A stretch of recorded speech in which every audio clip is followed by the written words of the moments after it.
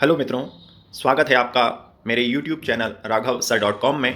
आज हम कक्षा 10वीं विषय विज्ञान के अध्याय 1 रासायनिक अभिक्रियाएं एवं समीकरण के समझ आधारित महत्वपूर्ण प्रश्न को समझ रहे हैं। आज का हमारा पहला प्रश्न है, निम्नलिखित अभिक्रियाओं में अपचायक पहचानिए। अभी तक तो हम उपचयन और अपचयन को पहचान लेते थे। किस पदार्थ का किसी अभिक्रिया में किस पदार्थ या अभिकारक का उपचयन हो रहा है, अपचयन हो रहा है, वो भी हम पहचान लेते थे। लेकिन अब हमें अपचायक को पहचानना है। तो पहले अपचायक समझो कि अपचायक होता क्या है। वे रासायनिक तत्व यौगिक जो रासायनिक अभिक्रिया के दौरान किसी अन्य तत्व या यौगिक से ऑक्सीजन लेकर या उसे हाइड्रोजन देकर अथवा इलेक्ट्रॉन देकर उसका अपचयन कर देते हैं, अपचायक कहलाते हैं। तो समीकरण को गौर से देखना पड़ेगा और आपको उस तत्व या यौगिक को पहचानना पड़ेगा जो या तो किसी दूसरे तत्व या यौगिक को ऑक्सीजन उससे ले रहा है या उसको हाइड्रोजन दे रहा है। कठिन लग रही है? चलो छोड़ो इसको, हम दूसरी परिभाषा ले लेते हैं, इससे भी सरल, कुछ नहीं करना। अपचायक वे पदार्थ होते हैं जिनका रासायनिक अभिक्रिया के दौरान उपचयन या ऑक्सीकरण होता है।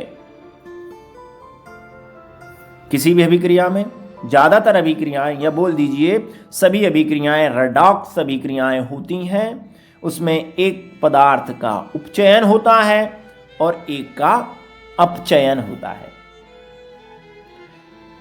इसमें से वह पदार्थ जिसका उपचयन हो रहा है वो अपचायक कहलाता है। जिस पदार्थ का उपचयन हो रहा है, जिस पदार्थ का ऑक्सीकरण हो रहा है, जिस पदार्थ से ऑक्सीजन आकर जुड़ रही है, वो अपचायक कहलाता है, क्योंकि वो सामने वाले से ऑक्सीजन लेकर उसका अपचयन कर देता है। चलिए उदाहरणों के माध्यम से समझते हैं। यह हमारा पहला उदाहरण है, ऊपर से हमने उतारा है, इसे गौर से देखें। इसमें क्या हो रहा है यहां देखिए। अपचयन, हाइड्रोजन की वृद्धि, इसे देखो। अरे तो गायब हो गया, वापस आइए। हाँ, यहां देखें गौर से, ऑक्सीजन को गौर से देखो क्या हो रहा है। यहां पर ऑक्सीजन में हाइड्रोजन की वृद्धि हो रही है। ऑक्सीजन में हाइड्रोजन की वृद्धि हो रही है, तभी तो ये O2H2O में बदला है। और इसको हाइड्रोजन मिल कहां से रही है? ये हाइड्रोजन इसको यहां से मिल रही है, NH3 से। तो NH3 क्या कर रहा है? NH3 यौगिक एक दूसरे यौगिक को हाइड्रोजन दे रहा है और बदले में उससे कुछ ऑक्सीजन ले रहा है। तो यहां पर ऊपर दी गई परिभाषा की तीनों बातें दिख रही हैं। या तो कोई पदार्थ किसी दूसरे पदार्थ से ऑक्सीजन ले ले, ये देखिए NH3 ने ऑक्सीजन ली तभी तो वो NO में बदला, या फिर दूसरे पदार्थ को हाइड्रोजन दे, उसने हाइड्रोजन दी O2 को, तभी वो H2O में बदली। तो वो पदार्थ जो किसी अन्य पदार्थ से ऑक्सीजन लेता है या हाइड्रोजन देता है उसे हम अपचायक कहते हैं। या मैंने आपसे कहा था कि ये याद ना रहे तो आप केवल इस लाइन पर गौर कर लीजिए। उपचयन किसका हो रहा है ये देख लीजिए, क्योंकि जिसका उपचयन होता है वो अपचायक कहलाता है। और उपचयन या ऑक्सीकरण का मतलब होता है ऑक्सीजन का जुड़ना। तो ऑक्सीजन कहां जुड़ रही है? NH3 में ऑक्सीजन जुड़ रही है, ऑक्सीजन की वृद्धि हो रही है। यहां पर एक भी ऑक्सीजन नहीं है, देखिए यहां पर एक ऑक्सीजन आ गया। तो यहाँ NH3 में ऑक्सीजन जुड़ रही है, वो NO में बदल रहा है, अर्थात NH3 में ऑक्सीजन का जुड़ना। क्या हो रहा है? NH3 का उपचयन हो रहा है, और जिसका उपचयन होता है वो अपचायक कहलाता है।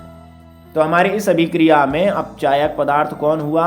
NH3, क्योंकि वो ऑक्सीजन लेकर हाइड्रोजन देकर खुद अपना उपचयन कर रहा है। चलिए अगले समीकरण की ओर बढ़ते हैं, इसको भी गौर से देखिए। ऑक्सीजन का ह्रास नहीं देखना, अपने को वो देखना है कौन सा पदार्थ ऑक्सीजन ले रहा है, क्योंकि जो ऑक्सीजन ले रहा है वही अपचायक कहलाएगा। कौन ले रहा है ऑक्सीजन? ये देखिए यहां पर ये जो है Fe2O3, इससे तो ऑक्सीजन निकली है, देखो निकल गई ना ऑक्सीजन, Fe में बदल गया। और वो ऑक्सीजन निकल के गई कहाँ, ये CO के पास गई। इसने ऑक्सीजन ले ली, ऑक्सीजन ली तभी तो ये CO से CO2 में बदला। तो हमें किसको देखना है, हमें देखना है किस पदार्थ का उपचयन हो रहा है। तो यहाँ पर CO ऑक्सीजन ले रहा है और CO2 में बदल रहा है, अर्थात CO का उपचयन हो रहा है, और जिसका उपचयन होता है वही अपचायक कहलाता है। तो इस अभिक्रिया में CO अपचायक कहलाएगा, क्योंकि यह दूसरे पदार्थ यौगिक से ऑक्सीजन ले रहा है और उसका क्या कर रहा है, अपचयन कर रहा है, और खुद का उपचयन, इसलिए यह अपचायक हुआ। चलिए हम बढ़ते हैं अब हमारी तीसरी समीकरण की ओर। यहां भी हमें अपचायक ढूंढना है। अपचायक ढूंढने के लिए हम देखेंगे कि किस तत्व या यौगिक का उपचयन हो रहा है, उसमें ऑक्सीजन जुड़ रही है। ये पहचान में आ गया, किसमें ऑक्सीजन जुड़ रही है, हाइड्रोजन में। हाइड्रोजन ऑक्सीजन को लेकर H2O में बदल रहा है, यानी ऑक्सीजन की वृद्धि हो रही है। तो जिसमें ऑक्सीजन जुड़ रही है, जिसका उपचयन हो रहा है, वही अपचायक कहलाएगा। तो हाइड्रोजन में ऑक्सीजन जुड़ रही है, यानी हाइड्रोजन का यहां पर उपचयन हो रहा है, इसलिए ये क्या कहलाया, अपचायक। चौथी समीकरण की ओर बढ़ते हैं। चौथे समीकरण को गौर से देखें। CuO में से ऑक्सीजन निकला, अर्थात इसका हो गया अपचयन। ये ऑक्सीजन गया कहां, ये ऑक्सीजन हाइड्रोजन के पास गया, तो हाइड्रोजन का हो गया उपचयन। तो हाइड्रोजन ने ऑक्सीजन को लिया, किससे लिया, कॉपर ऑक्साइड से लिया।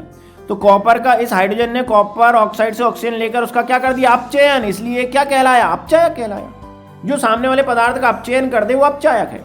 तो यहां पर हाइड्रोजन ने कॉपर ऑक्साइड CuO से ऑक्सीजन ले ली और उसका अपचयन कर दिया, इसलिए हाइड्रोजन अपचायक कहलाया। या तो आप ऐसे याद रखें, नहीं तो एक ही बात को ध्यान में रखें कि जिसका उपचयन हो रहा है, जिसका ऑक्सीकरण हो रहा है, वो अपचायक होता है। तो यहाँ हाइड्रोजन ऑक्सीजन ले रहा है, लेकर H2O में बदल रहा है, हाइड्रोजन की वृद्धि अर्थात हाइड्रोजन का उपचयन हो रहा है, इसलिए ये अपचायक कहलाएगा। तो हमने देख लिए तीनों समीकरणों में। पहली समीकरण में NH3, ये देखो ऑक्सीजन ले रहा है, तो ये अपचायक हुआ। दूसरी में देखिए ये CO ऑक्सीजन ले रहा है, तभी तो CO2 में बदला, जो ऑक्सीजन ले वो अपचायक। यहाँ पे देखिए हाइड्रोजन भी ऑक्सीजन ले रहा है, तभी H2O में बदला, तो जो ऑक्सीजन ले वो अपचायक, तो हाइड्रोजन अपचायक। यहाँ पर भी देखिए हाइड्रोजन ऑक्सीजन ले रहा है, जो ऑक्सीजन ले, जिसका उपचयन हो वो अपचायक, तो हाइड्रोजन अपचायक हो गया। चलिए हम अपने, उम्मीद है आपको यह वीडियो पसंद आया होगा।